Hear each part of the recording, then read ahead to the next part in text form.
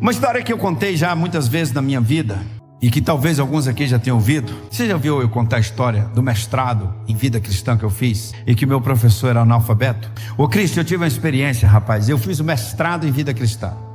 O professor era analfabeto e foi lá no sertão do Seridó. Você já ouviu falar do sertão do Seridó?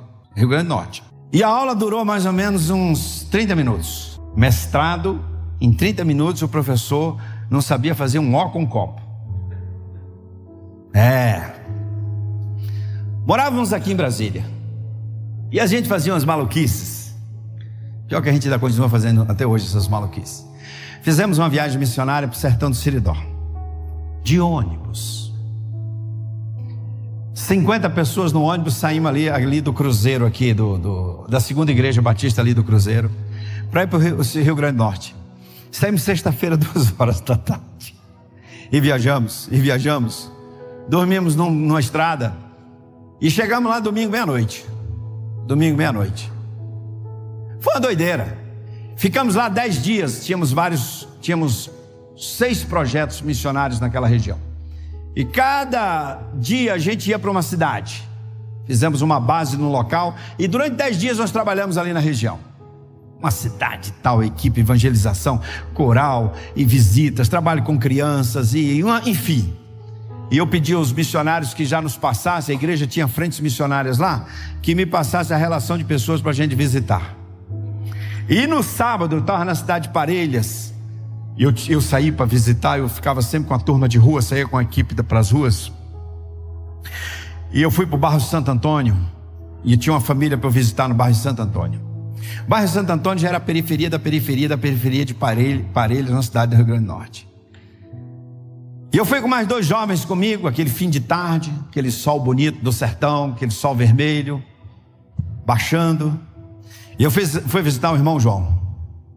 O irmão João tinha 6 meses, tinha se convertido, batizado, ele e a esposa.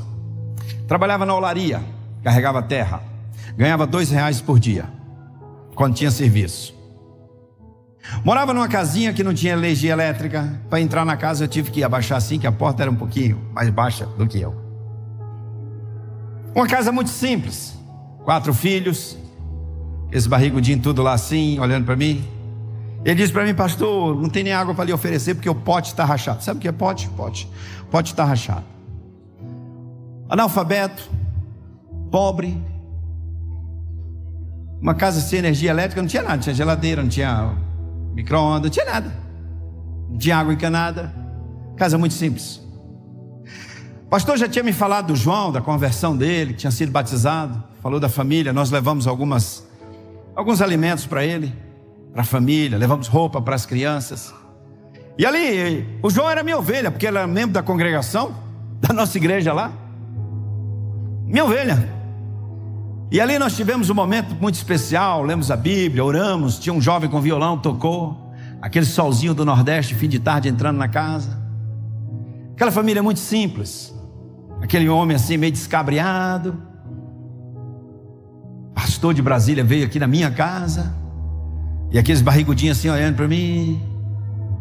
Aí já chegava no final daquela visita, e eu falei para ele assim: irmão João, então logo mais à noite a gente se vê, você vai lá no culto, temos o coral da igreja, vai cantar, vai ser muito bonita a festa hoje à noite. Aí ele falou para mim assim: ô pastor, não vou não. Mas por que você não vai, irmão João? Falou: ô pastor, eu não tenho um sapato, eu tenho frequentado a igreja descalço, e a única calça que eu tenho, ela está rasgada nos 2 joelhos, pastor. E eu vou ficar com muita vergonha dos meus irmãos de Brasília, eu chegar lá descalço. Irmãos, eu olhei para o pé dele aqui, aquele pé barrento, muito simples. Aí entrou uma ideia na minha cabeça que não era minha. Você já teve uma ideia que não é sua? Que eu não ia pensar aquilo. Uma luzinha acendeu lá dentro de mim e disse assim: ó, dá o seu tênis para ele. Eu não queria aquilo, não foi eu que pensei aquilo. Eu tinha ido aos Estados Unidos numa viagem, e eu queria muito comprar um tênis de couro da marca Wilson. Aquela marca não tinha pelo Brasil aqui. Um tênis de couro da marca Wilson eu comprei em Nova York, $180. Morava aqui em Brasília, e eu estava usando o danado do tênis pela 2ª vez. Você acha que eu ia pensar isso? Não foi minha ideia. E quando aquele negócio entrou aqui: dá o seu tênis para ele. Eu cá comigo: não pode. calça de Nova York, de couro, não tem no Brasil. E o negócio insistiu: dá o seu tênis pra ele. Aí o cérebro, que não é bobo, sei como é que eu saio dessa, pergunta o número dele e não bate com o teu, você está livre. Olha a benção. Deus é bom, meu irmão, Deus é bom. Olha o livramento. Irmão João, que número você calça? Ele estava com a cabeça baixa assim, olhou para o pé, falou: o número, pastor? Eu não sei, eu nunca calcei um sapato. Aí a luzinha lá: o número é igual ao seu, dá o seu tênis para ele.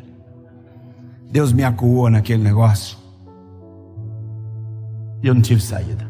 Enfiei o dedo assim no pé, falei: senhor João, toma esse tênis aqui, você vai para o culto hoje com esse tênis, em nome de Jesus.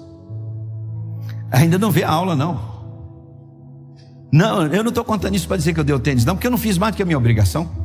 Aquele tênis no meu pé era pura vaidade. Eu tinha outros lá em casa, tinha sapato. E alguém, para se sentir bem, feliz da vida, se depender do sapato que calça ou da roupa que usa, da marca que é muita mediocridade. E eu, pastor, tinha uma ovelha na minha igreja que não tinha um sapato para ir na igreja. E eu com tantos lá em casa. Eu não fiz mais do que a minha obrigação. E Deus ainda pegou o melhor, o de Nova York. Dei pro João. Naquela noite, um irmão, a gente estava em outra cidade, a base nossa. Aí o irmão comprou uma sandália havaiana. Naquela noite eu dirigi o culto de sandália havaiana. O irmão tirou a foto dos meus pés com essa sandália havaiana pregando lá no Siridó, naquela noite. Mas ainda não foi a aula de mestrado. A aula de mestrado veio depois desse fato. Porque naquele momento eu fiquei pensando assim: cara analfabeto, R$2 por dia de trabalho na olaria, frequenta a igreja descalço, calça rasgada, a casinha dele não tem energia elétrica, tem nada, 4 filhos, aquele sol fim de tarde entrando. E aí eu perguntei para ele: irmão João, você é feliz? Irmãos, aquele homem estava com a cabeça baixa, descabriado até aquele momento assim. Ele levantou os olhos, olhou no meu rosto, e aí aquele sol refletia no rosto daquele homem. E ele olhou bem dentro dos meus olhos e disse assim: ô pastor, eu sou o homem mais feliz da face da terra, porque desde que eu aceitei Jesus, eu e minha esposa, Jesus veio morar aqui em casa com a gente, com as crianças. Oh pastor, a gente é muito feliz. Pastor, eu nunca comi uma pizza, pastor,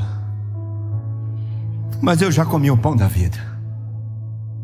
Eu nunca tomei uma Coca-Cola, pastor, mas eu já bebi da água da vida. Eu nunca pisei num shopping, num lugar bacana, mas eu já pisei no Santo dos Santos. Eu nunca calcei um sapato bom, pastor, nenhuma roupa boa de marca, mas as minhas vestes foram lavadas no sangue do Cordeiro, pastor. Foi um mestrado de vida cristã, este. E eu que achava que para alguém ser feliz precisava ter energia elétrica na casa. Oh pastor, não tem energia elétrica na nossa casa não, mas a luz de Cristo brilha aqui em casa. Não tem água do pote, mas tem água da vida. A gente não tem quase nada, pastor, nessa casa, mas Jesus mora aqui com a gente.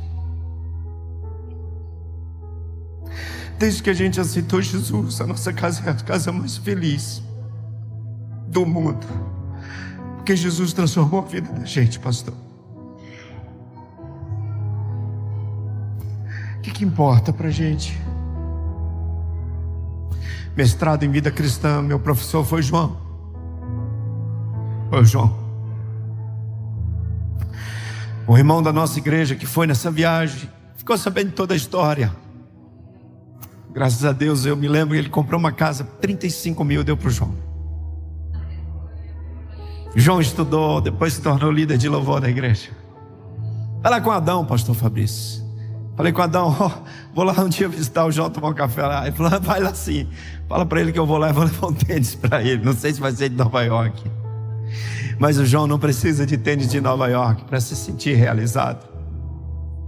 O João não precisa de marca de tênis nenhuma. Nós crentes em Jesus, irmão, não precisamos de marca de nada para a gente ser realizado e feliz. Porque Jesus é o bastante para nós, Ele é o nosso pastor e a gente não precisa de mais nada. Ser crente, servir a Jesus é a coisa mais linda que tem na vida. Ter intimidade com Jesus, o contentamento que vem do Senhor, Ele é o nosso pastor e isso é o bastante.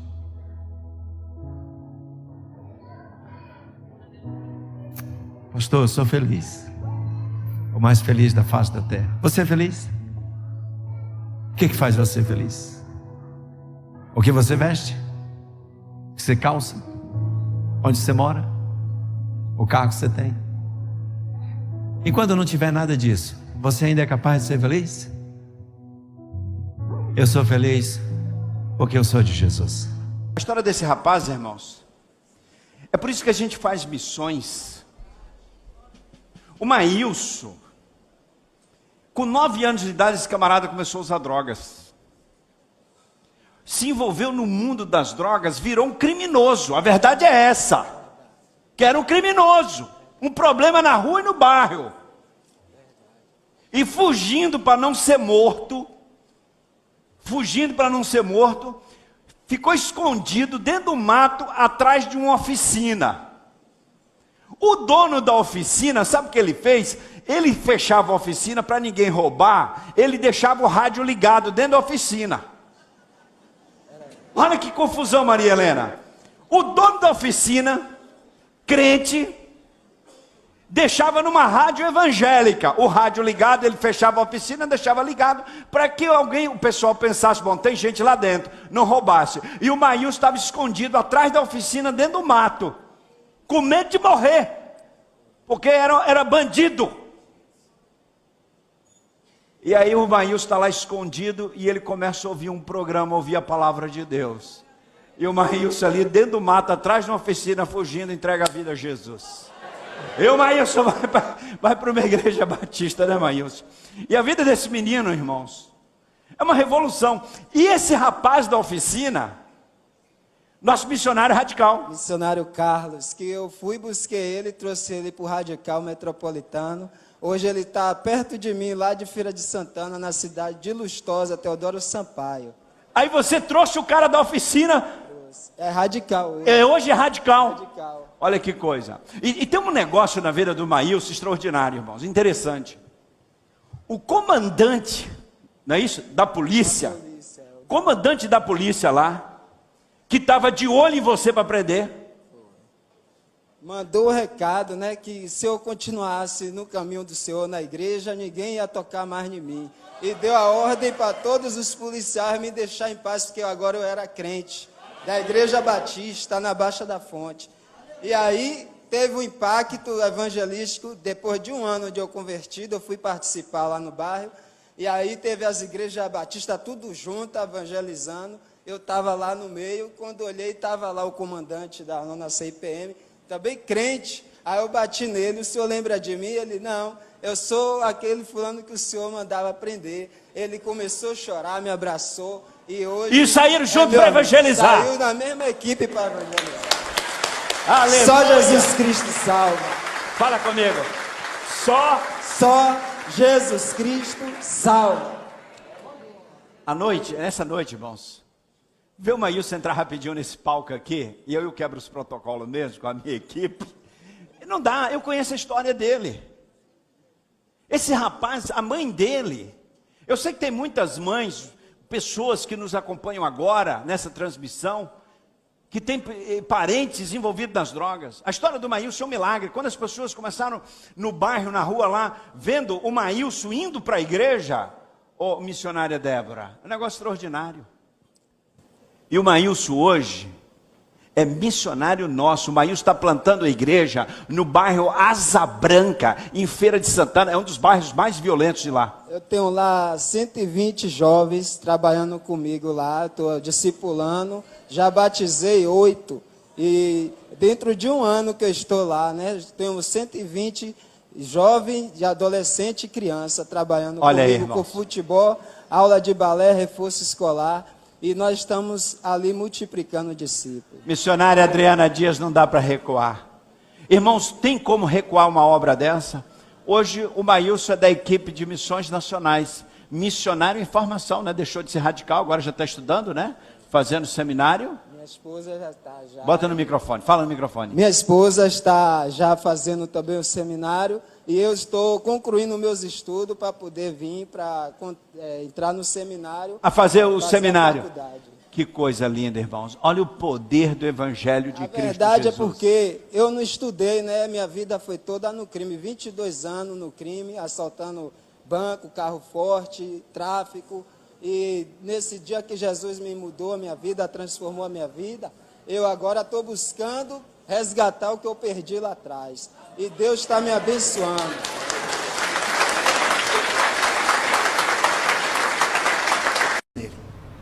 Não importa as circunstâncias que você está vivendo, coloque a sua confiança no Senhor. Espere no Senhor. Continue na total dependência do Senhor. Qual a luta? Qual é a sua luta, meu irmão, minha irmã? Quais são os seus medos? Quais são as suas inseguranças? O Senhor é a nossa segurança, a nossa rocha. Amém. Vocês estão animados? Eu estou animado, irmãos. Eu falo com a nossa equipe na Ju, nós vamos avançar e pregar o Evangelho. Estamos sonhando com 1000 radicais, 1000. Estamos com 550, quase 60 e queremos chegar em 1000. Queremos abrir novas frentes de trabalho e tantos desafios. E os recursos, não, Deus mandará os recursos, Deus levantará tudo, Deus está provendo tudo e Deus vai nos dar vitória. Ano passado, nossa equipe começou, deixa eu contar só essa, me dá mais 2 minutos, posso falar mais 2 minutos? Porque eu já tinha fechado a Bíblia e tal. Estão comigo? 2 minutos, quem dá 2 minutos, levanta a mão. Pronto, então 1, 2, 3, 4, aí se eu somar vai dar quase 40 minutos, já, tanta gente. Você está comigo, meu irmão? E você está firme no seu, você está animado? Firme na rocha? Amém. Então deixa eu contar aqui, às vezes a gente vive circunstâncias assim. Ano retrasado a gente fez uma conferência missionária, virtual, né? Que agora é um negócio tudo virtual, e ficamos depois conversando, e tinha um médico que a gente estava conversando nessa conferência virtual, e ele disse, mostrou para mim uma foto, ele atendendo o povo sertanejo sentado numa calçada, porque não tinha lugar para atender naquela comunidade sertaneja, e outros médicos estavam também a ocupar aquelas salas, ele não ficou sem sala com nada, aí ele sentou lá na calçada com um estetoscópio, uma prancheta, e começou a atender as pessoas, sentado no chão. E depois daquela reunião, ele mostrou aquela foto e falou para mim, pastor, a gente precisava de um ônibus com gabinete odontológico para o médico e tal, para a gente atender o povo sertanejo. Nós temos o barco na Amazônia, agora a gente precisa atender o povo do sertão, a gente precisa de um barco com rodas no sertão. E eu falei, como é que seria isso? Ele disse, um ônibus. E eu falei, quanto custa um negócio desse? Ele falou, uns 300, 400 mil, não tem ideia não. Eu falei, meu irmão, mas um ano de pandemia. Ele falou, pois é, a gente podia sonhar com isso. Eu falei, vamos sonhar e orar, não faz mal a ninguém. Faz bem, né? Aí depois a nossa equipe pesquisando me trouxeram a informação de que, não, pastor, não dá certo bem o ônibus, tem que ser uma carreta.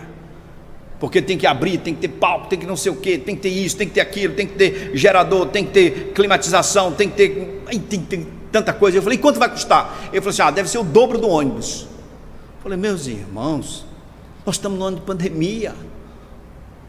Irmãos, depois vieram e o pessoal montou uma equipe especialista para olhar isso, olhar aquilo e tal, quem é que faz, quem é que não faz, e foi um tempo, uns 3, 4 meses, levantando tudo isso, chegaram à conclusão, a empresa e tal, e quanto que vai custar? Depois de tudo pronto, fica em 1.200.000. Eu falei, 1.200.000, só 1.200.000, com cadeira odontológica, equipamento para tirar radiografia, né, essa coisa toda, e tudo aquilo, aquele mundo todo que vocês viram, 1.200.000. E eu, cá comigo, eu penso assim, de onde me virá o socorro? Da eira ou do lagar? Mas Deus tem propósito, tem planos, e aí nesses momentos, irmãos, o que eu peço é que Deus me dê discernimento da vontade dEle, porque se entrar no negócio que não é a vontade de Deus, não dá certo. E uma das coisas que eu mais busco liderando missões nacionais é o seguinte, Senhor, me dá sabedoria e discernimento para a gente fazer aquilo que o Senhor quer, e me tira daquilo que o Senhor não quer. porque eu não quero fazer nada que não seja a vontade de Deus. E aí aquele negócio foi tomando corpo, estava chegando a hora de tomar a decisão, assinar o contrato para a empresa começar a fabricar a carreta, e tinha que lá dar logo uma entrada de 300 mil e umas parcelas de 250 mil, brincadeira, né? Olha as parcelas, só a graça de Deus. Aí, meus irmãos, Deus é maravilhoso, Deus faz coisas extraordinárias, o nosso Deus é tremendo. Eu amo confiar ao Senhor, eu amo viver com Jesus, eu amo a palavra de Deus, eu amo esse Deus que cuida de mim e que está atento à minha vida o tempo todo. A sua também. E eu naquela dúvida, falei, tem que assinar esse negócio, vamos fechar esse negócio. E agora, que depende? Depende só do diretor dar o aval para a gente fechar o negócio. E aí Deus usou uma irmã lá do interior de Mato Grosso do Sul, que vive na roça, e ela me mandou um áudio, era por volta entre 10 e 11 da manhã, eu não me lembro o horário, eu sei que era a parte da manhã. Ela me mandou um áudio no WhatsApp e dizia assim: pastor Fernando, eu estou muito feliz. E ela que estava numa alegria e com a voz meio engasgada, e ela disse assim: eu ouvi o irmão falando na sala de oração para a gente orar pela carreta missionária, e aqui eu estou com uma hora de diferença do irmão, aqui é um pouquinho mais cedo, e quando é no momento da sala de oração, eu estou molhando, regando a horta.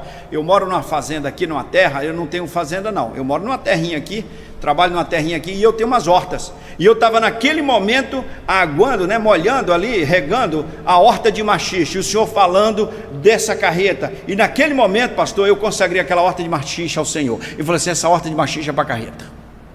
Pastor, eu colhi os machixes, vocês conhecem machixe? Estou falando aqui uma coisa, amém? Dá para nós machixe? Cozidinho de machixe com quiabo, vai bem? Com ovo frito? Glória a Deus. Meu irmão, falar de comida essa hora. Bom, mas a irmã, uma alegria, ela falando: pastor, eu vim para a cidade, vendi os machixes, já passei na casa lotérica ali e depositei na conta de missões nacionais os R$30 de meus machixes, pastor, não recue, Deus está nesse negócio, pastor, a nossa carreta vai para o sertão. E eu tinha então R$30 de machixe e um orçamento de 1.200.000. Meus irmãos, Deus me deu um discernimento naquele momento, um entendimento extraordinário, uma paz no coração. Eu vibrava com aquilo ali, parece que eu tinha recebido a notícia que tinha 1.200.000, exatamente o valor. Mas irmãos, o poder da oferta não está na quantia, não é a cifra que define o poder da oferta. Essa oferta do machixe foi poderosa, ela foi de Deus, e naquele momento eu não tive dúvida, essa carreta vai para o sertão. E ela começou com a oferta dos machixes, R$30. Dia 20 de agosto de 2021, a carreta saía toda paga do pátio daquela indústria lá, e anunciava pela Marginal Pinheiros ali, Tietê, São Paulo, a palavra de Deus, porque quando você olha para ela, tudo quanto é lado tem a palavra de Deus, e ela saía pelo Brasil, para proclamar ao Brasil que Jesus Cristo é a única esperança. Irmãos, eu fico emocionado com esses momentos, porque Deus usa pessoas, preste atenção nisso aqui, olha para mim aqui, preste atenção, esquece a panela lá com machixe, preste atenção aqui, porque Deus usa circunstâncias para te dar discernimento espiritual, e às vezes Deus está mostrando coisas para a gente não está enxergando.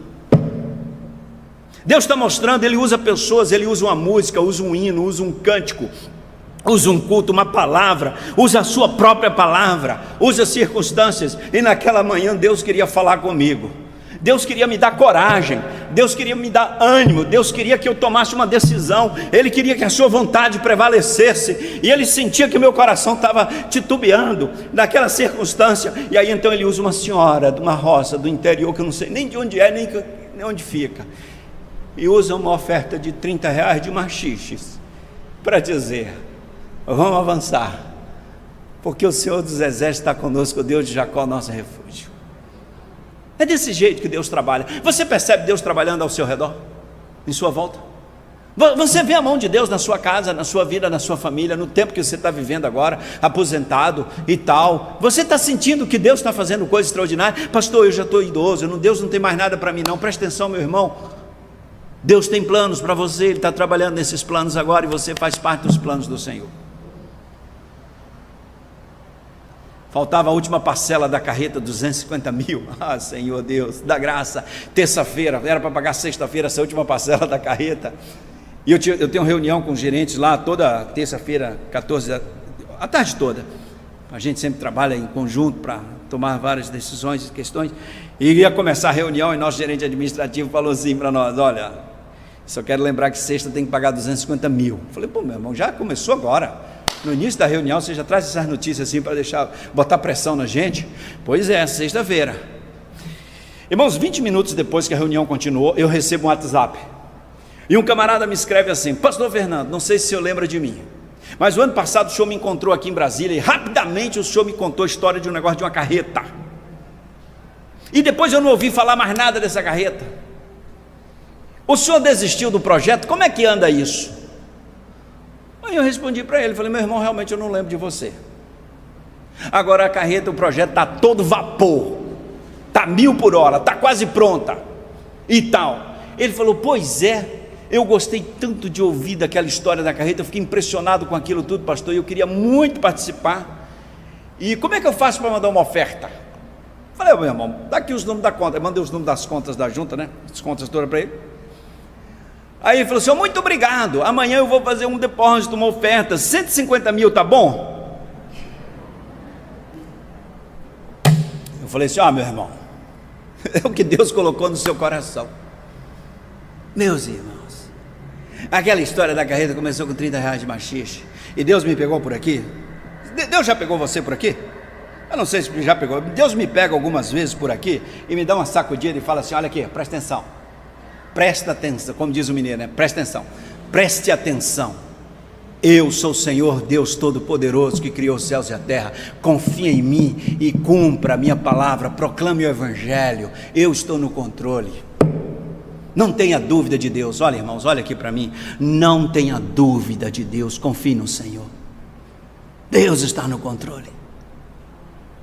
Não é o valor daquela oferta que vai definir o poder dela, é como Deus trabalha no coração e na vida das pessoas para que a vontade dele aconteça. Olha lá, olha aquela coisa linda lá. Eu vibro quando vejo essa carreta passando, proclamando o Evangelho. Um moço foi atendido lá no interior da Bahia, ele disse: pastor, tem um testemunho dele, que ele arrancou, estava com tanta dor de dente, que ele pegou um alicate e arrancou, que ele não tinha acesso a dentista. E ele entra no consultório da carreta, ele fica impressionado, falou: eu não sabia que era tudo isso aqui. E aquele sertanejo que nunca teve acesso a um dentista, a carreta chega para levar a graça e a misericórdia do Senhor, e vidas estão aceitando Jesus, vidas estão sendo abençoadas, e nós estamos sonhando com mais 4, amém? Uma para cada região do Brasil, e para anunciar esse país, que Jesus Cristo é a única esperança, amém e amém, queridos. Eu me empolgo e olha... Mas, pastor, eu acho que quando a gente vê assim um pastor na igreja, a gente muito ouve falar do pastor contando vários testemunhos de missões nacionais. Mas aqui no podcast a gente sempre gosta de saber sobre os missionários, sobre a vida deles, sobre a caminhada, como foi. Eu acho que quando eu era do Ceará, eu sou do Ceará, sou cearense, nascida e criada em Fortaleza, e missões nacionais lá, muito se conhece por conta dos vídeos da campanha de setembro, né? Então, época de campanha de setembro, missões nacionais, os meus olhos desde criança eu ficava: meu Deus, que coisa linda. E a gente via pastor Fernando Brandão e tantos outros missionários assim pelos vídeos e falava assim: um dia eu quero estar. E eu falava, era mensageira, e eu falava assim: nossa, um dia eu quero ser uma missionária que nem esse povo, ir nesses lugares que esse povo vai. E aí a gente pergunta: poxa, mas como começou essa caminhada? Como foi começar a caminhada do pastor Fernando Brandão antes de ser pastor, antes de junta? Como foi que o Senhor chamou o seu coração para missões? Essa história é longa. Como você, eu sou nordestino. Eu nasci no sertão da Bahia. Papai tinha uma fazendinha lá, uma terrinha, lá para as bandas de Mundo Novo, indo ali para a região de Irecê, na estrada chamada Estrada do Feijão. Eu nasci na roça, Vitória, e papai plantava feijão, plantava milho ali, tinha um gadinho, e a minha mãe queria que ele vendesse tudo para a gente ir para a cidade. De tanto ela falar, ele finalmente vendeu, a gente foi para a cidade, aí a gente se mudou para a cidade de Jaguaquara, também interior da Bahia, onde tem esse colégio batista, o colégio Tedo Legídio, onde eu estudei. Aliás, é o primeiro colégio batista, colégio mais antigo, batista mais antigo do Brasil, estudei lá.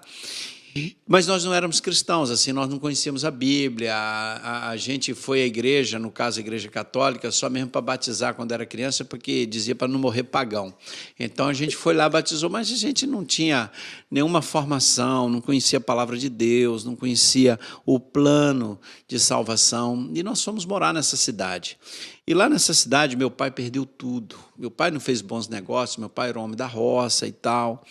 E aí ele teve que trabalhar de empregado, ganhava muito pouquinho, e 6 filhos, ele começou a beber, e minha mãe sofria muito com toda essa situação. E o evangelho começou a entrar aos pouquinhos lá em casa, né? Uma senhora compartilhou com a mamãe o evangelho, e a mamãe já estava ali ouvindo, deu uma Bíblia para a mamãe, mas meu pai não gostava nada disso. Mas Deus fez uma grande obra na vida da minha família. Em outra oportunidade eu posso contar toda essa experiência de conversão. E quando eu tinha 14 anos, eu fui à Igreja Batista, lá na cidade de Jaguaquara, num congresso chamado Acampamento Batista Baiano, e ali pregava o querido e saudoso pastor Edson Queiroz, da primeira Igreja Batista de Santo André, naquela época. E naquela noite, terça-feira, 4 de janeiro de 1984, naquela noite ele pregou, e eu nunca tinha ouvido algo semelhante, nunca tinha ouvido.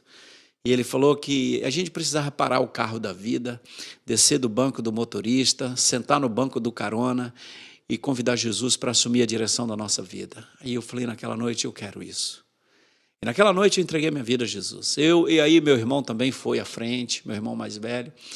E cheguei em casa, me ajoelhei no quarto e eu fiz uma oração mais ou menos assim: Deus, eu não tenho ideia, não sei qual é o caminho, por onde começar, mas se o Senhor me mostrar, eu vou te seguir. Eu ganhei uma Bíblia naquela semana, naquele congresso, comecei a ler aquela Bíblia, meu pai não gostava de crente, e no mês de maio eu fui batizado, me tornei membro da Igreja Batista. E foi uma jornada assim de crescimento. Eu agradeço muito a Deus, a Igreja Batista lá em Jaguaquara, aquelas pessoas, os amigos, né, as classes, a escola bíblica dominical. Depois, com 18 anos, eu fui para Belo Horizonte para estudar, e era a oportunidade que tinha. Minha família não tinha recursos para me mandar para um outro local para estudar. Eu tive uma oportunidade por meio de uma família em Belo Horizonte, a Ailton e a Amélia, pessoas muito queridas, né, que nos receberam na casa deles, e eu fui para lá para estudar, e sentindo no coração o chamado de Deus para a obra. Era um mês de setembro, de campanha de missões nacionais, lá na igreja de Jaguaquara, quando um missionário pregava, né, era um missionário americano, o pastor Jerry Smith, ele pregava sobre missões, e naquela noite eu fui à frente, como assim, convicto do chamado de Deus para a minha vida. Olha, o meu celular está tocando aqui, eu tenho que... Aqui a turma me chama o tempo todo. E naquela noite eu consagrei a minha vida à obra do Senhor. Aí depois fui para Belo Horizonte para estudar, e o seminário, eu fui para o seminário com essa convicção de chamado. Durante o período do seminário, eu passei num concurso da Caixa Econômica Federal, fui trabalhar na Caixa, eu sempre fui biocupacional. Terminou o seminário, fui ordenado pastor, consagrado pastor, e continuei também trabalhando na Caixa. Fiquei alguns anos como pastor da Igreja Batista Jardim América. Depois eu fui para Brasília, pela Caixa Federal, pastorear a 2ª Igreja Batista do Plano Piloto lá. E aí eu já tinha aí uns quase 20 anos de Caixa Federal, ocupei várias funções, minha vida estabelecida, casado, 3 filhos, em Brasília, com uma igreja, a 2ª Igreja Batista, uma igreja muito querida, muito linda. Minha vida estabilizada, e assim, para aquele menino que nasceu no sertão da Bahia, morando em Brasília, assim, tendo um bom emprego, uma boa igreja, vivendo uma vida estabilizada. E aí, naquele momento, o Senhor me chama para missões. Deixar tudo, começar tudo de novo, para ser missionário aqui de missões nacionais, ser diretor de missões nacionais. Não foi fácil a decisão. A gente teve que renunciar a algumas coisas e entender o propósito de Deus para a nossa vida. E isso foi muito importante para a minha família, a minha esposa Márcia, as crianças, a Fernanda, a Ana Flávia, o Guilherme. Todos nós entendemos o que Deus queria para a nossa família.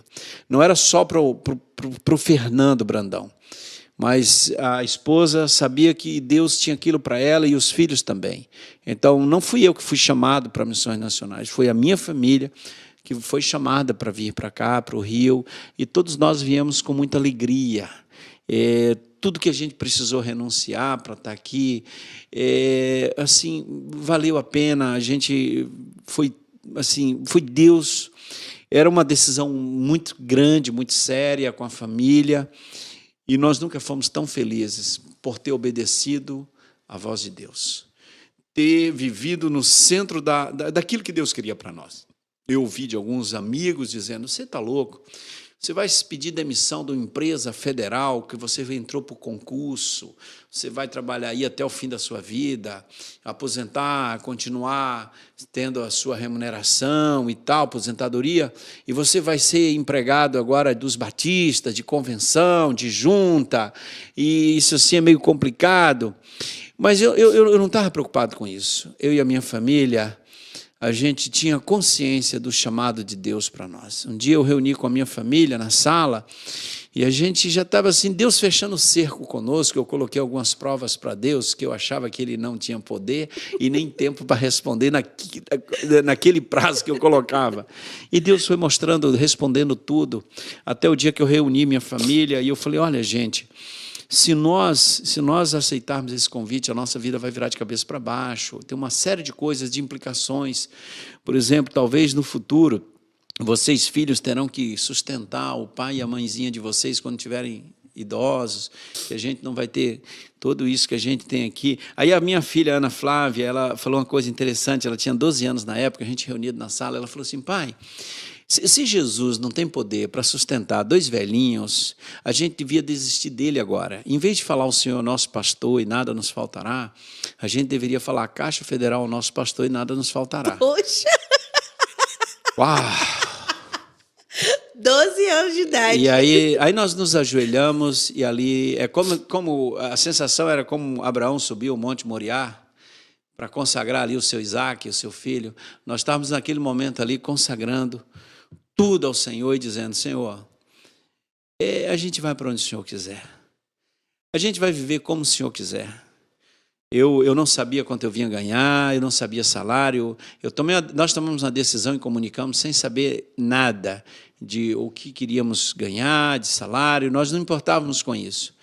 A decisão que a gente tomou foi: o Senhor Deus está nos chamando, o Espírito de Deus está nos chamando, então nós vamos obedecer. E a nossa família obedeceu. Nós somos felizes porque obedecemos e vivemos o chamado de Deus. Eu só tenho coisas boas para falar da junta ao longo desses anos. Experiência, tivemos lutas, mas a minha família sempre foi feliz, sempre fomos abençoados, e tudo que nós passamos aqui, nós viveríamos tudo de novo. Foi bênção. Eu só tenho coisas boas para falar da junta esse tempo que servimos aqui. Conhecer pessoas extraordinárias, pessoas preciosas, gente comprometida, gente de Deus, gente assim que eu nunca tinha conhecido na minha vida, gente extraordinária mesmo, gente de Deus. E assim, a coisa mais linda que eu vejo em tudo isso, Vitória, a coisa que eu digo que é meu combustível, é tanta gente, tanta alegria que eu tive vendo pessoas com as suas vidas transformadas. Essas histórias, para mim, são o meu combustível. A minha alegria, a minha paixão, a minha motivação. Ouvir tanta história de gente transformada, de gente que teve a sua história transformada pelo Evangelho, pessoas abençoadas. Isso é a minha grande alegria. Eu não teria essa alegria lá na Caixa Federal, em nenhuma empresa eu teria essas alegrias, tudo isso que eu vivi em Missões Nacionais. Para mim, é uma honra servir Missões Nacionais, é um privilégio, é um grande privilégio servir, primeiro, ao lado de gente vocacionada como você, gente apaixonada por Deus, pela obra, gente que se dedica, gente que se entrega. É uma honra trabalhar ao lado dessa turma. Trabalhar em algo que é um projeto de Deus, Missões Nacionais é algo do Espírito. É muita honra para nós trabalhar em Missões Nacionais. Eu não me sinto digno de trabalhar aqui na Junta de Missões Nacionais, porque isso aqui é muito nobre, assim, é uma coisa que é de Deus, a Junta. Não é minha. A Junta não é uma empresa qualquer. A Junta não é uma organização qualquer. A Junta é uma obra do Espírito Santo, e Ele traz pessoas para trabalhar nessa Junta. E a gente servir ao lado de pessoas que tiveram experiências com Deus. Vitória, a gente poder chegar e ver pessoas sendo abençoadas, crianças, ali na Amazônia, tanta gente com vidas transformadas. Eu fui pregar na primeira igreja batista em Bauru. Acho que foi ano retrasado, se não me falha a memória. E aí, depois do culto, foi na quinta-feira, eu preguei lá quinta, sexta, sábado, domingo, aniversário da igreja. E depois do culto teve uma recepçãozinha lá no salão de recepção da igreja, um lanche, uns salgadinhos e tal. E a gente ali, aí se aproximou um homem com a esposa e a filha, e ele se aproximou, perguntou se ele podia tirar uma foto comigo. Eu falei, mas como é seu nome? De onde você é? Ele falou, pastor, eu sou membro aqui da igreja, eu queria muito que o senhor conhecesse minha esposa e minha filha. Eu queria tirar uma foto com o senhor e tal. Eu falei, vamos tirar a foto. Ele falou, pastor, eu agradeço a Deus pela sua vida. Eu falei, mas por quê? E assim, eu sou muito grato a Deus pela Junta de Missões Nacionais e pela Cristolândia. Em 2012, na Megatrans, que foi uma trabalheira, foi uma loucura aquilo, ele disse para mim, eu vivia nas ruas de Ribeirão Preto. Eu vivia nas ruas de Ribeirão Preto, eu usava drogas, vivia na rua.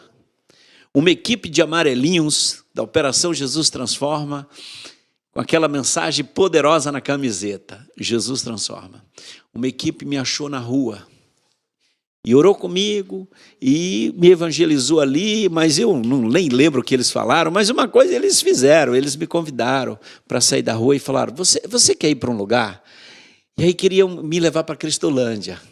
Aí eu fui levado, pastor, para Cristolândia.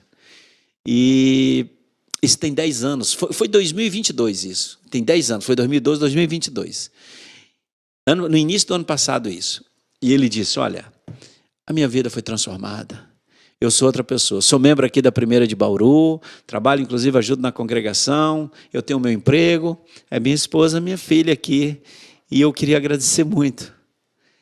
A Junta de Missões Nacionais, a Cristolândia, aí me deu um abraço. Eu fiquei até emocionado, na época eu tirei uma foto com ele, eu gravei um videozinho com ele. Aí eu assim, Vitória, isso é a minha alegria. A maior alegria que eu tenho na vida é ouvir testemunhos de pessoas que tiveram suas vidas transformadas pelo Evangelho de Cristo Jesus. A coisa que me deixa mais feliz em Missões Nacionais é quando eu ouço essas histórias. E aquele homem me abraçou, olhei assim para ele, aí o pastor me falou assim, olha, ele é uma bênção aqui na igreja. Há 10 anos, ele estava vivendo nas ruas de Ribeirão Preto. Talvez já tivesse morrido, por causa das drogas, tudo isso, né? Mas ali estava ele com a esposa, a filha, querendo tirar uma foto comigo. Eu disse, eu é que quero tirar uma foto com você. Isso é a minha paixão. Hoje, isso é o que me deixa feliz. Eu não sei se você sabe, mas eu uso 2 alianças. Algumas pessoas sabem, essas 2 alianças são as 2 minhas razões de viver. Essa aliança aqui é com a minha esposa, com os meus filhos, com a minha família, né? E essa outra aqui eu ganhei os alunos, ex-alunos, né, lá da Cristolândia de São Paulo, os alunos lá, uma vez eu fui pregar lá no aniversário da Cristolândia, e eles compraram esse anel aqui, escreveram dentro desse anel, uma vida vale mais que o mundo inteiro. E aí eles me deram e disseram, pastor, isso aqui é para o senhor nunca esquecer que o senhor tem uma aliança com as ruas do Brasil. Aí minha esposa autorizou, que eu não posso botar outra aliança aqui, e aqui eu tenho essas 2 alianças, são as 2 minhas razões de viver. A minha família e a obra missionária. Eu olho para elas todo dia e vejo por quem eu devo orar, onde eu vou investir minha vida. Eu invisto na minha família e invisto em missões. Amém. Eu não tenho um projeto pessoal de vida, não tenho nenhum sonho pessoal. Meu único sonho é servir a minha família e servir ao Senhor Jesus, para que o evangelho dele chegue para muita gente e muitas vidas sejam transformadas. Amém. Essa é um pouquinho da minha história. Um dia, irmãos, eu vi uma matéria, se você quiser, pesquise no Google. Eu vi e fui pesquisar e achei. Diz que os cientistas da NASA foram fazer umas contagens e colocaram uns computadores para contar, não sei quantos 1000 anos, quiseram contar. Como que vai contar cada dia, 24 horas no seu dia, durante tantos anos, essas centenas de anos? pela posição que estavam os planetas ao entorno do Sol. Pelas posições, 24. Mais 24. E perceberam que depois de um tempo, pela contagem, as máquinas acusaram que tinha um dia, 24 horas perdido na história. Eles mandaram contar novamente. Ficaram preocupados porque o computador acusou. Tem 24 horas que perdeu na história. Pelas posições dos planetas se perdeu na história. Manda contar de novo. Mas dentre os cientistas tinha um que era cristão e disse: eu conheço isso aí. Houve um homem que orou e pediu um sinal para Deus na Bíblia. Ele foi julgado e sentenciado à morte. Deus falou: vai morrer. Ele fez uma oração e pediu para Deus. Deus mandou ele escolher um sinal. E o sinal era 10 graus retrocedendo no relógio de Acás. Foram atrás, estudaram o relógio, contaram 10 graus, deu 40 minutos. Alguém disse: ainda não fechou a conta. Ele disse: mas eu conheço outro homem que estava guerreando contra os seus inimigos e o sol se pondo e indo embora. Josué no vale gritou para Deus: Deus, pare o sol. Não, se eu fosse você, eu dava um glória melhor do que esse que você deu. E a Bíblia diz: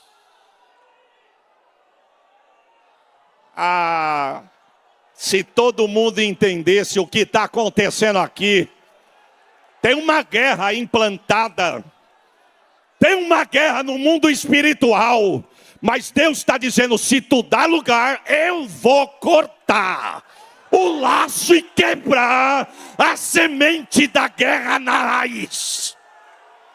Shui, Naramamai, Alabashui, Nebai, Alacante, Nehes, Alamamai. É guerra, mas Deus está dizendo: entra na guerra, que eu estou guerreando por alguém hoje aqui. Quer sinal? Quer sinal? Ui! Shui! Aramai! Jesus, Jesus, Jesus! Não vai ter morte, não.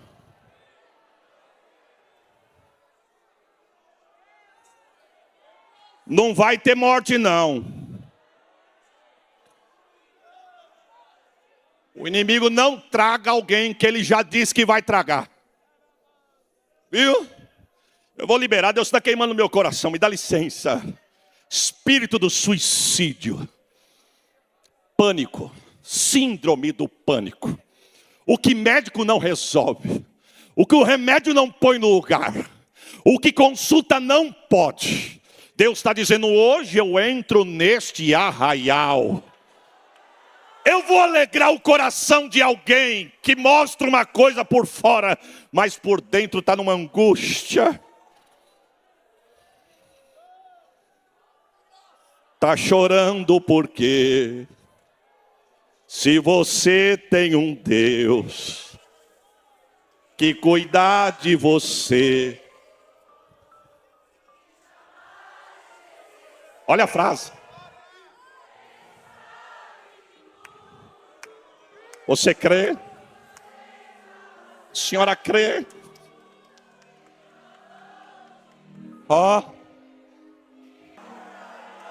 Crê que aquele culto doméstico, ainda que os olhos parecem que nada mudou, mas Deus está dizendo: eu já entrei, já decretei vitória. Senaqueribe não invade a terra. Não vai ter velório, não vai ter vergonha, não terá funeral. Pelo caminho que ele veio, ele vai voltar. Receba o peso desta palavra. Um homem chamado Josué orou e pediu para o sol parar. Sabemos que quem parou não foi o sol, foi o sistema solar. Foram pegar o texto e o texto diz lá em Josué: e orou Josué e pediu para que o sol parasse. E o sol parou quase um dia todo. Os cientistas chegaram à conclusão: Se aqui 10 graus são 40 minutos, e aqui foi quase um dia todo, então para Josué Deus parou 23 horas e 20 minutos. Você não vai dar um glória não, é? Primeiro desafio que Ezequias teve foi abrir a porta do templo e consertar a casa de Deus. Segundo, foi defender o reino. Terceiro, cura da sua enfermidade. Só que tem uma coisa, quando ele foi curado, a Bíblia diz que a vaidade entrou no coração dele. Olha, irmãos, com todo respeito, eu não vim aqui para corrigir ninguém, porque tem gente para isso. Tem gente que não pode crescer. Viu? Tem uma síndrome de humildade. Mas não é nada daquilo.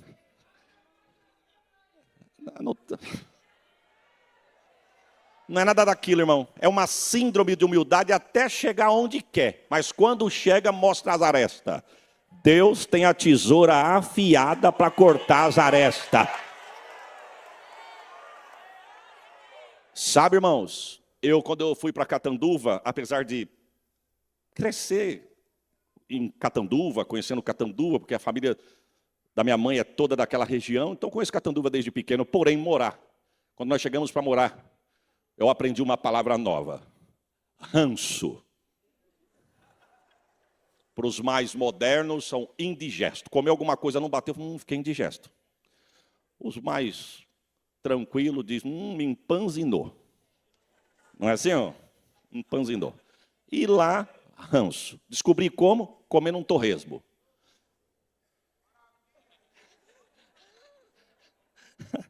A irmã fritou, toma.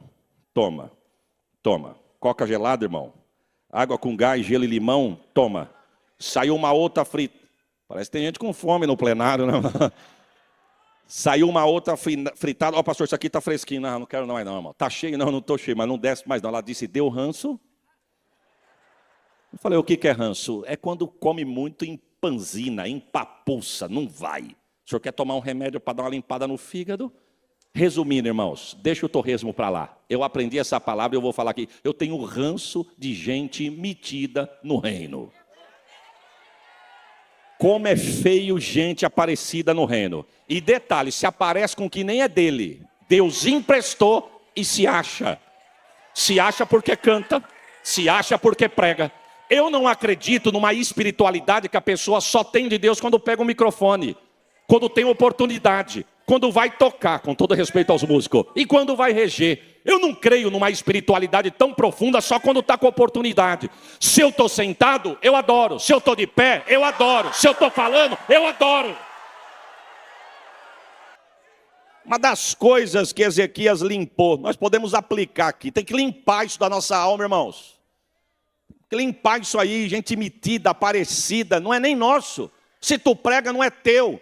Se tu canta, não é teu. Se tu toca, não é teu. Se tu rege, não é teu. É dele, para ele, por ele, para a glória do nome dele. Aleluia. Mas, olha, irmãos, eu disse isso aqui em algumas igrejas. Não sei se eu já falei aqui, mas se eu falei, eu vou falar de novo. Sabe quem são culpados desses intergalácticos nos nossos altares? Que gosta de confete, que gosta de elogio, que gosta de glamour, somos nós mesmos.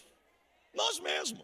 E depois ficamos correndo atrás, querendo uma selfie, querendo uma foto, né? Nem conhece. Irmão, não fica assustado, nem admirado com quem vem aqui, pula num pé só e arregala o olho para mostrar que é profeta.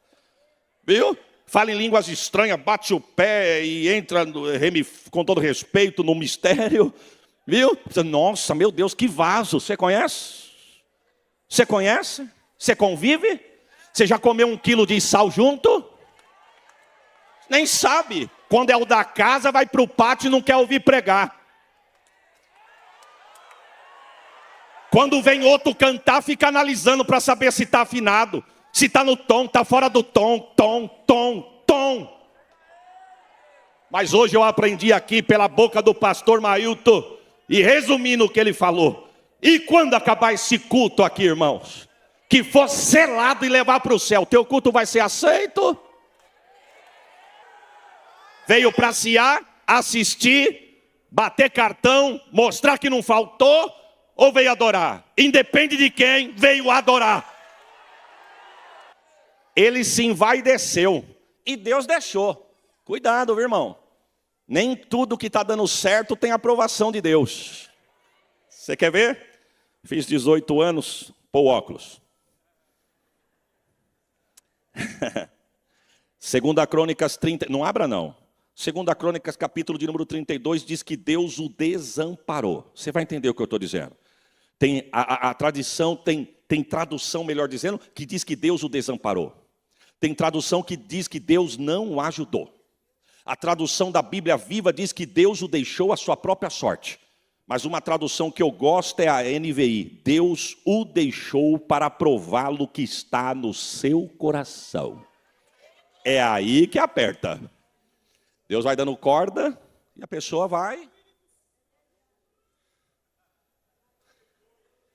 Nem tudo que está dando certo tem a aprovação de Deus. Deus o deixou. Está curado, não agradeceu, subiu para o templo e recebeu visita. Quem que ele recebe de visita? Os príncipes da Babilônia. Aqueles que dias antes estavam do lado de lá do mar, abrindo a mão, estendendo o braço e dizendo, vai morrer Ezequias. Chegaram em Judá dizendo, viemos lhe trazer um presente, te visitar e dizer que estamos felizes porque ficamos sabendo que tu foi curado. Oh, irmão, nem todo tapa nas costas, aperto de mão e sorriso no canto é verdadeiro. Mas eu não vim pregar intriga não, vim aqui dar uma palavra para você. Deus não vai te deixar nem envergonhado e nem confundido adiante do adversário. Não vai. O texto diz que ele ficou tão contente que ele abriu as portas da casa de Deus, abriu as portas da sua casa e foi mostrar os teus tesouros. Abriu o tesouro da sua casa, mostrou os tesouros da casa de Deus e levou os inimigos para passear e mostrar. Quando os inimigos vão embora, o profeta desce. Ô, profeta. O profeta chegou e falou assim, rei, quem são esses homens que vieram aí, que estavam conversando com o senhor? É que o rei sabia o calibre do profeta. Porque se o calibre do profeta não fosse de calibre forte, o rei ia dizer, e te interessa? Eu sou rei e lá devo satisfação. Mas o rei sabia que o homem tinha patente. Quem são? Aí o rei tentou dar uma amenizada. Pega o texto na tua casa. O rei diz assim, são uns amigos meus que vieram de longe. Dê uma atençãozinha para eles. Mas quem são esses seus amigos? Deus está perguntando. O rei sentiu um arrepio no espinhaço. Eu quero crer. Falou, são os príncipes da Babilônia que vieram me visitar. E o que tu mostrou? A minha casa. E o que mais? A casa de Deus. Escondeu alguma coisa dos olhos deles? Não, mostrei, foi tudo. Virão os dias. E aqui eu encerro. O profeta olha para o rei e diz assim, porque tu abriste a porta do tesouro que não era teu e mostrou que não era teu. Chegarão dias que eles vão vir aqui, invadir essa terra e saquear tudo que tu mostrou. Nos tesouros que Deus te deu. Irmãos, não revele os seus tesouros a ninguém. É teu, é propriedade tua, Deus deu para você, não revele. Às vezes a gente dá uma alegria na alma, quer contar o que Deus está fazendo, não revele, não revele. Tem coisas que não é para revelar. Aí ele falou assim, o profeta falou assim, e não é nos teus dias não, nos teus dias vai ter paz e prosperidade. Serão nos dias dos teus. Agora preste atenção nisso. Aí eu volto ao texto. Eu volto um episódio de quando ele teve que enfrentar o terceiro processo, que foi, vai morrer, não vai viver. Quando o profeta volta dando uma palavra que Deus havia revogado. Mas Deus, na primeira visita do profeta, deixa duas palavras para o rei. Da cama que tu subiste, não vai descer, tu vai morrer. Mas coloca a tua casa em ordem. Coloca a tua casa em...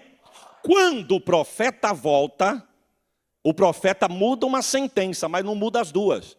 O profeta falou assim, Deus manda te dizer que aonde tinha morte não vai ter mais, agora vai ter vida, tu vai viver. Mas Deus não usou a boca do profeta e falou, e que a casa fica à vontade.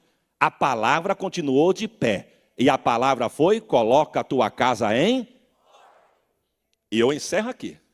Só que a Bíblia diz que o profeta virou para o rei e disse assim, estas coisas não vão acontecer durante o teu reinado.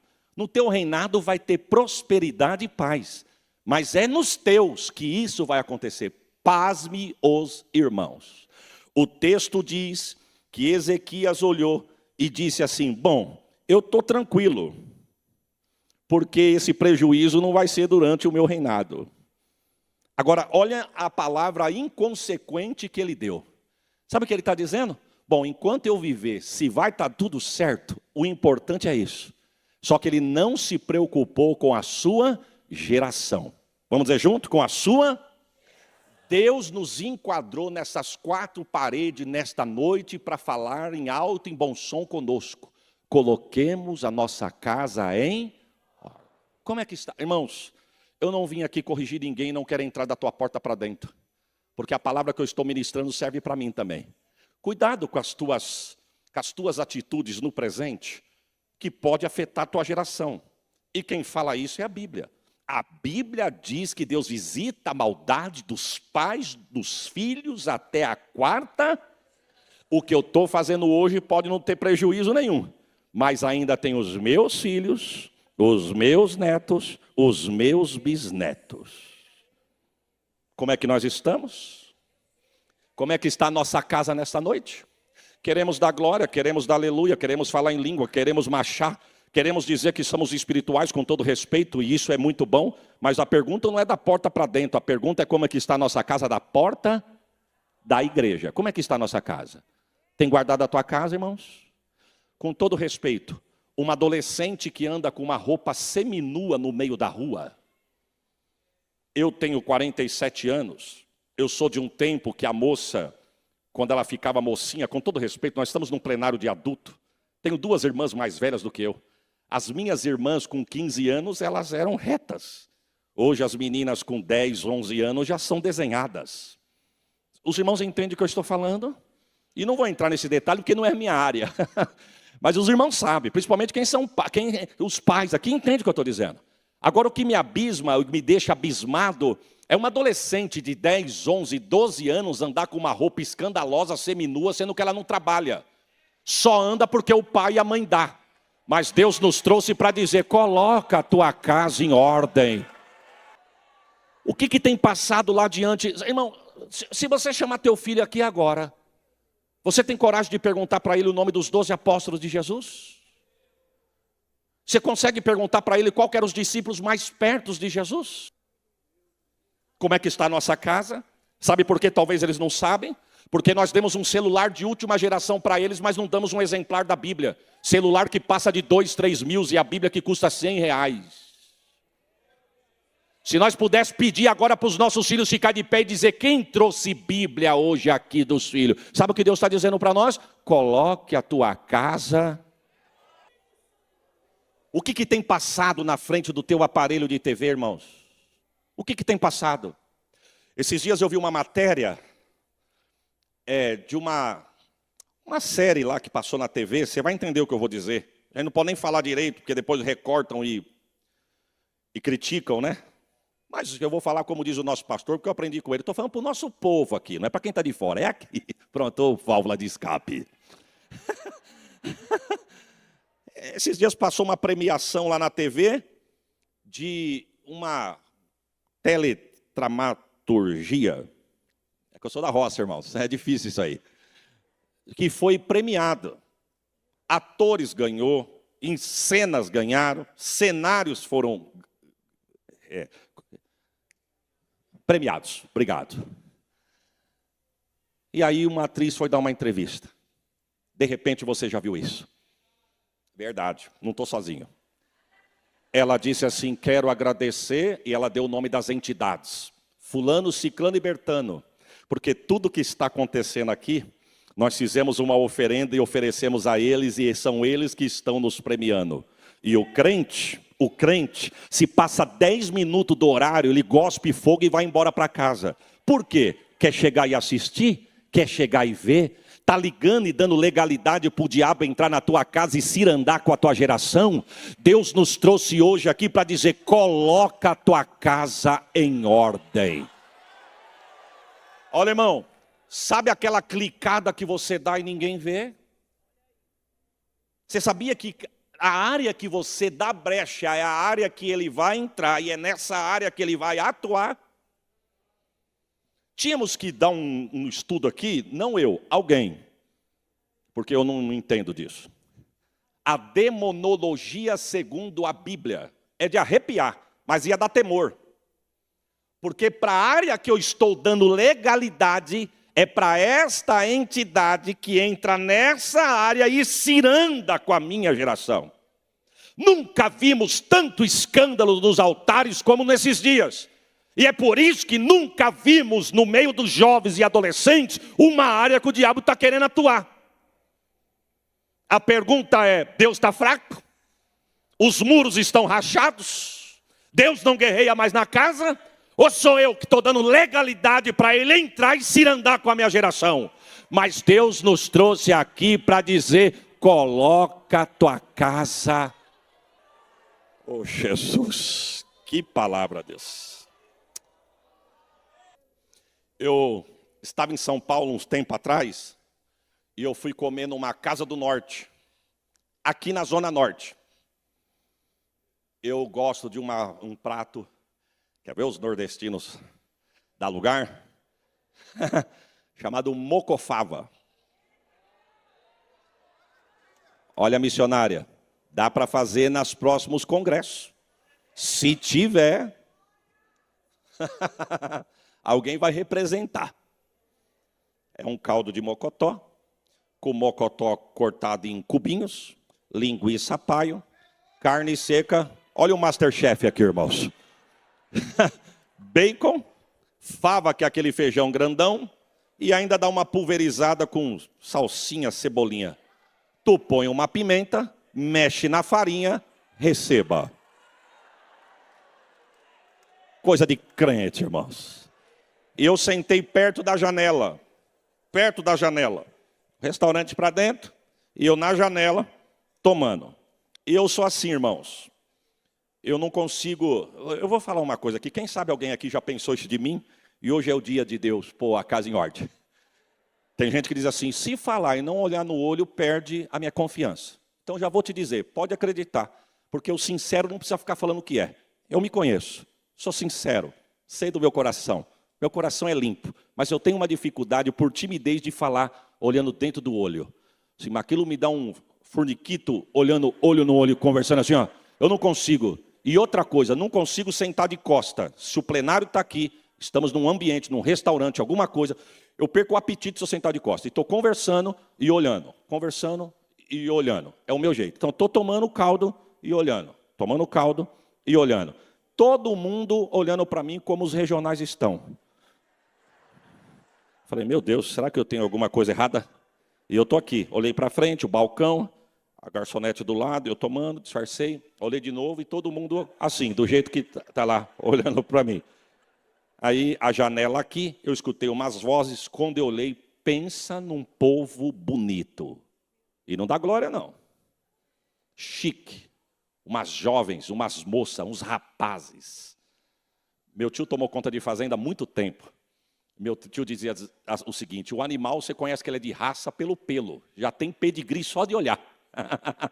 Não é? Só de olhar, você fala, puxa, que povo diferente. Aí eu entendi, não estão olhando para mim, não, é para a janela. Eu achei que era comigo.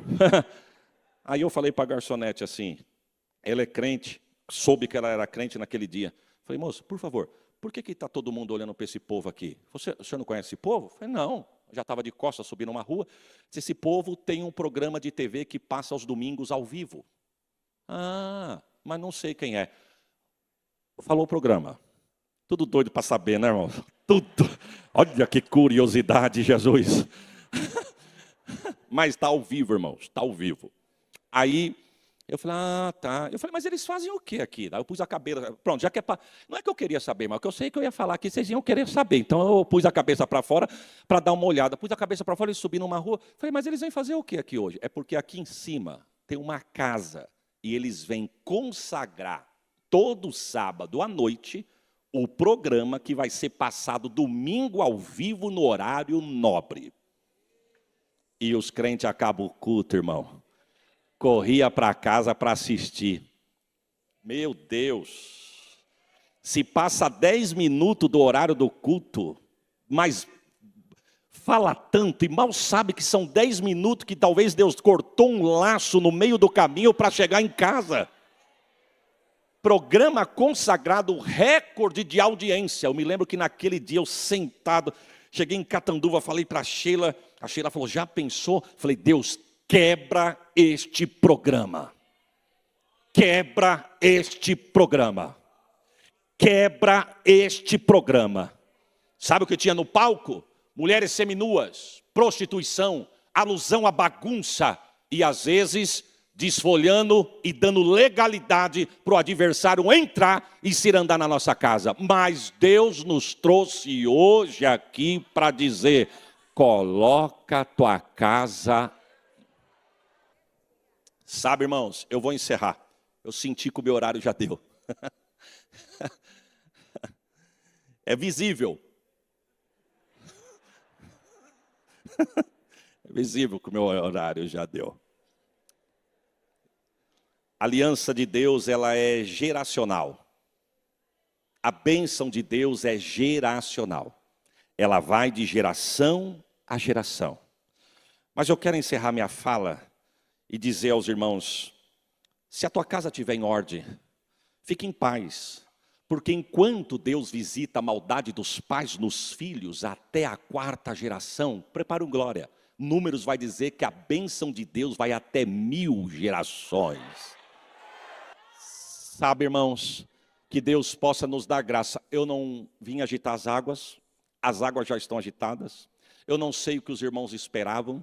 Talvez de repente espero os 5 últimos minutos para inflamar a chaleira e a tampa voar, mas sem barulho, sem arrodeio, sem agitar as águas, porque as águas já estão agitadas e só não sente quem não quer. Eu quero liberar uma palavra para mim e para a tua casa, para mim e para a tua família. Todo laço, todo dardo, toda flecha, todo arco, todo carro de fogo contra a minha vida, a minha casa, a tua casa, a minha família, a tua família, a nossa chamada e o nosso ministério não vai cair por terra agora. Meus irmãos, muito obrigado por assistir o vídeo até o final desses 5 testemunhos do pastor Isaías de Oliveira. Aqui entre esses testemunhos ele fala, que temos que vigiar com o que assistimos, temos que vigiar com o que as crianças veem no celular também. Que Deus possa abençoar a sua família, abençoar a sua vida e fica esse alerta aí do pastor.